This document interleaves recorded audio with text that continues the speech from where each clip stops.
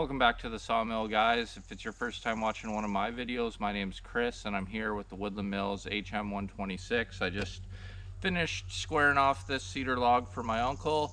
I'm gonna get this off here and then I'm gonna try something I've seen around but I've never personally tried. It looks kind of like fun little experiment, so I'm gonna grab two smaller logs off my cedar pile and throw them both on the mill at the same time and see how that goes. Now, the one thing I will be looking for is try to get them both as similar in size as possible because I don't want to waste a lot of lumber, and they obviously have to be small enough that they can both fit on here and still have the mill be able to pass through them. So looking for a couple smaller logs, gonna pull them out of the pile now and throw them up on the mill and see how this turns out.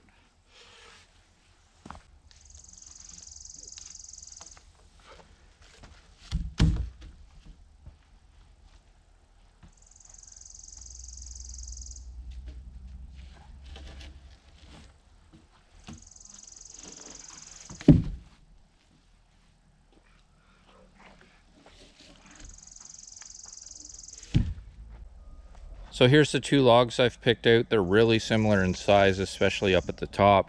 This one on the left gets a little bit bigger at the bottom, but it kind of comes out in a weird shape. So I think a lot of that, no matter what you do, is going to get cut off. So I think these are two pretty good comparable logs to throw up on the mill. I'll get them set up the same way and see what happens. Kind of a dilemma. I'm working up a bit of a sweat, but there's a lot of mosquitoes around, so I don't really want to take off the long sleeve shirt quite yet and get eaten alive. Well, I think you know you're into some pretty small logs for sawmilling when you can throw them up by hand, but they're the tops of bigger trees, so you know, rather than throwing them away or something, you do get something out of them. So that's why I'm bothering with the smaller logs like this. Well, I actually don't think those are lining up too bad, and I think I'll be able to pass through here no problem. Both of them together are about 20 inches wide kind of thing, and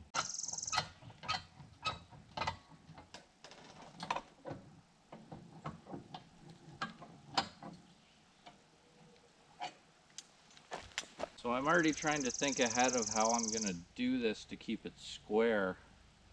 So I think in my mind the only thing I can think of is to do the first pass and get the both tops flat. Then I'll have to put my toe board down and flip them right back down flat on the mill and do the other side. And that'll give me kind of two square sides, and I can put them together, put them against the log stops, and then maybe jack up the small end a little bit again, do that, then flip them both around. So yeah, just a little bit of thinking in my head. I think I got my strategy down, so I'm gonna go with that.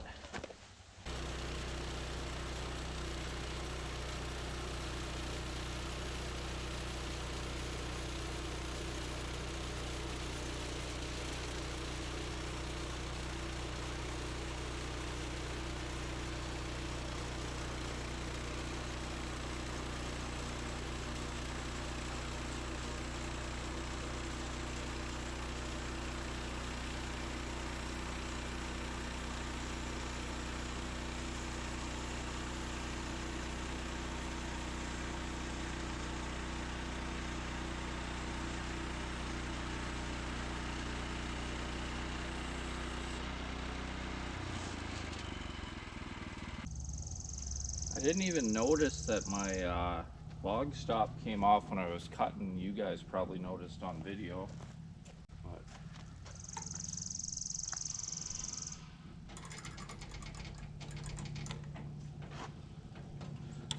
I'm just going to use the sawmill to see how square this stayed.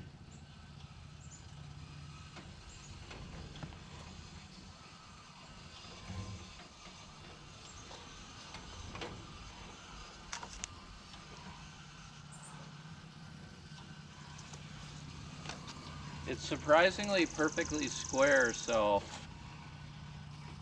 I'm assuming this fell off right at the end or something. I don't know, because these didn't budge, so. Wow, that's a lucky one for me. Toe board down. I'm gonna flip both logs right around onto the flat side.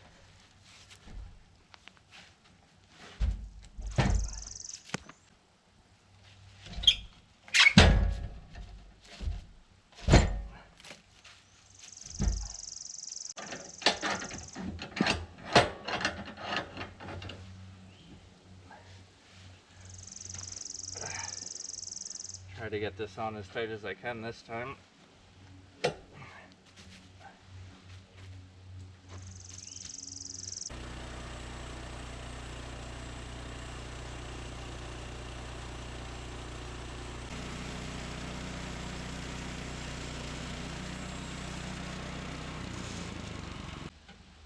So this last pass that I just did was at 5 inches, so I'm thinking what I'm gonna do is drop it down another inch, which will give me 2 boards here, inch boards kind of thing that I can square up on the sawmill later.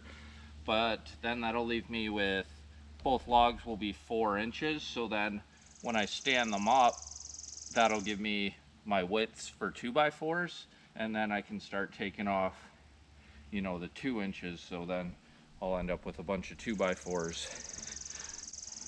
But first, most importantly, I better drop these log stops a little bit because they're a little too close for comfort right now. And the clamp. Drop it just a bit here.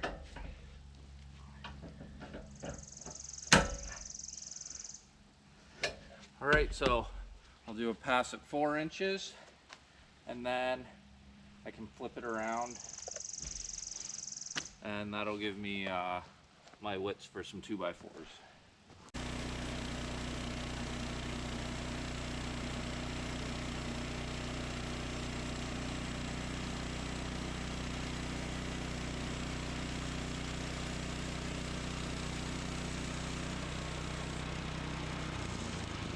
So I'm pretty happy with how this is going so far. Here's my 2 1-inch boards. I can throw in my little stack pile over here. And I'll get them all squared up once I get a decent pile. And now both of these are 4 inches wide, so what I'm thinking is I can just put them right together like so. So doing 2 of these at once definitely adds another dimension of thinking into it. This one closest to us actually isn't in bad position right now, but the one behind it, it's hanging down. You can see this one isn't even touching the bunk down here. It's just a really weird shape. But the one in behind it, it needs to come up a bit. So I'm just gonna raise that, so it's a bit more in line with this one, because I know this one's sitting good. So if I get the other one kind of even with it, I should be good kind of thing. So I think that's about where I'm gonna leave it, and that'll allow me to get the most lumber possible out of both logs at the same time kind of thing. So I'll clamp this down. I'll square off the top here, then I can get this out of the way, flip it around, then everything will be square on 3 sides, and then I can start getting my 2x4s out of it.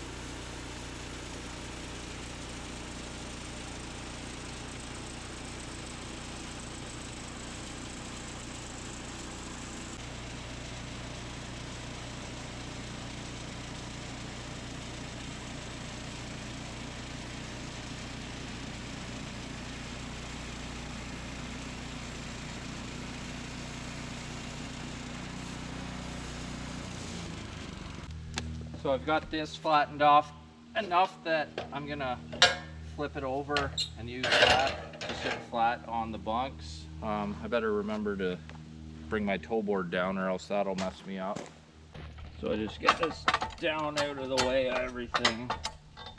Flip these right over onto the flat side because the other side, the opposite side's still not cut, so I'm not exactly sure how it's gonna end up, so I want to give myself as much room for error as possible. But I'll throw those against there like that. Now I can just start working my way down and see what works out best for trying to get the most amount of 2x4s as possible out of this.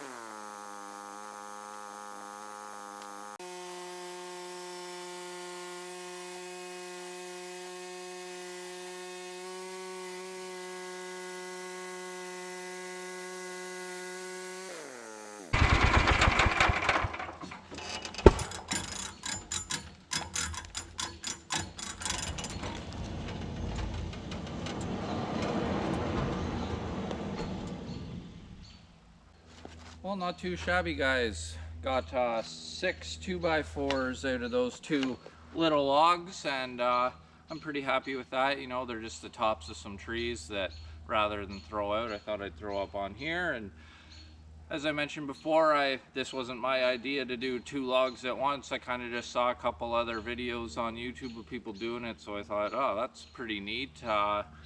I'm gonna try that. That'll keep me entertained for a little while, so that's why I tried to do it, just for a bit of entertainment to see how it went. I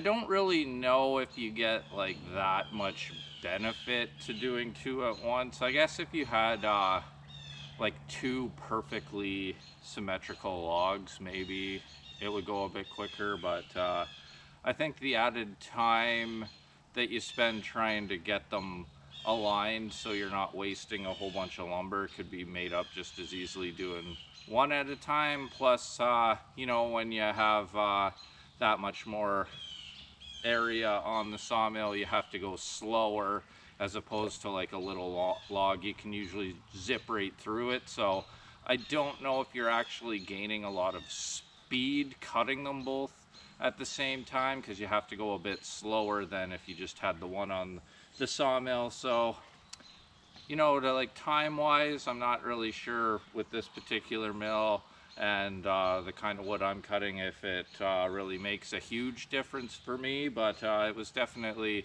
an interesting experiment, and you know, I could see myself doing it again just to keep things interesting. But for the most part, the logs that I cut here, with this only being able to cut 26 inches, you know, any log that's 13 inches or bigger, but probably even smaller than that, because they're never perfectly straight. So, you know, any log probably 11 or 12 inches, you'd never be able to do 2 of them at once just because it would take up too much area. So it's really only something you can do with really small logs. But like I said, it was fun, it was interesting, I enjoyed it, and I had a good time.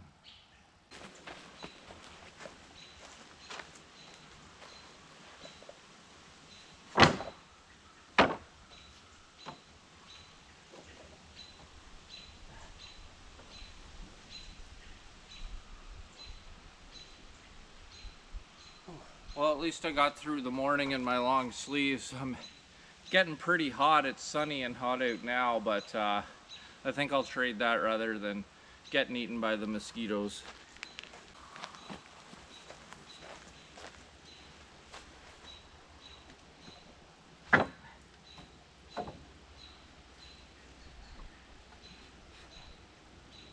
Starting to get the 2x4 pile stocked back up a bit, but seems like we use them as fast as I'm cutting them sometimes.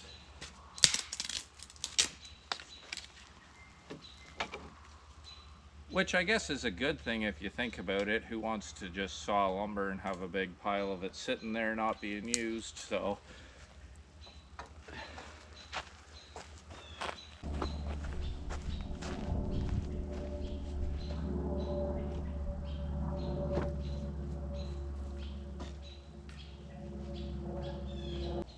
well, I hope that you found that slightly entertaining. I know I did. It was something new for me, and that's kind of one of the things I enjoy about this hobby. I'm still pretty new at it, so I get to do a lot of firsts and try a lot of new things with it.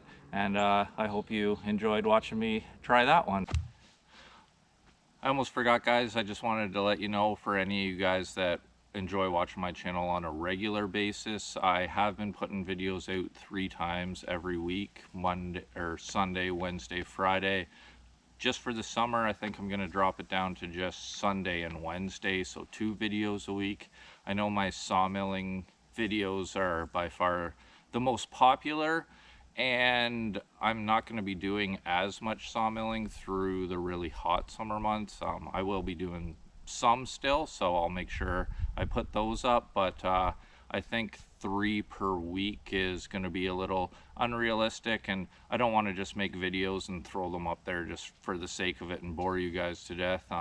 I do enjoy making the farming videos too, and I know some people like those, although they're not as popular as the sawmilling ones. So through the summer, I might do 2 sawmilling videos per week. It might be 1 farming and 1 sawmill video kind of thing. I'll probably do them Sundays and Wednesdays, and then in the fall, when I start really get going on the sawmill again, then I'll probably jump it back up to 3 videos a week when I actually have to something interesting to show you guys. So I just thought I'd let you know, not going anywhere, just through the summer when I'm not doing as much with the sawmill. I'll still be doing some, like I said, so I'll be putting that up, but I just don't want to, you know, be thinking of things that nobody even wants to watch just for the sake of throwing a video out. So anyways, guys, that's what the plan is for now.